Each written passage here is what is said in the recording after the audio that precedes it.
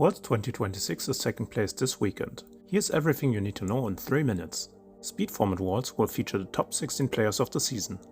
The 2025 World Champion, the 4 KC Cup winners, the seasonal 4 top KC points finishers, and the 7 top finishers from the regional qualifiers. They will play in a 4-round Swiss stage with a top 4 cutoff. Swiss and top 4 will take place on August 28th and the finals will take place on the 30th. Matches will consist of best out of 5, with each duelist using 5 different decks, once each per match. These decks are restricted the following way. You can bring up to 2 archive skills and you need to bring at least 3 legendary skills. Cards cannot be repeated between decks if they surpass their card limit or in-game availability, meaning you can't, for example, play the limited 2 Bestial Magnamut at more than 2 copies among all decks combined, and you can't play the limited 1 Crimson Dragon in more than 1 deck. Each duelist can decide on 3 tactical cards, which are not bound by this rule.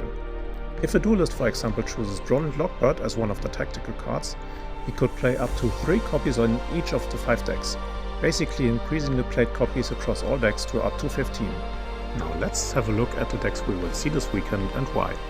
If you want the deck lists, make sure to pause the video. The combos are in my shorts section and linked in the description. Rendered Bestial has a very high monster quality, has very good card economy, especially because the end phase is basically the main phase 2, and it can combo off Bestials which double as hand traps. On the flip side, it is very time intense.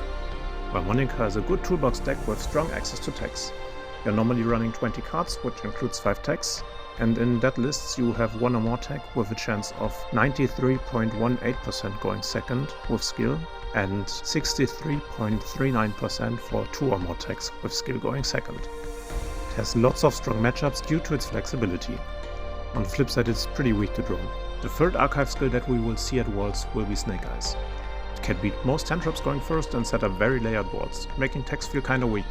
The deck core also just consists of 19 cards, leaving room for up to 11 techs. It has access to searchable in-engine techs like Subversion, Kurikara or Arciella. On the flip side, it's very time intensive, and it is currently the hardest deck of the top decks to pilot correctly. The last archive skill worth bringing belongs to Centurion. It has a strong Valmonica matchup, room for lots of hand traps, and can be very oppressive going first because it can end on triple or mitigate. On the flip side, it's really not that good going second. For the legendary decks, I will just give a quick rundown on decks that could see play. Archive decks are way stronger right now, so the aim is just to have more than 50% win rate with them.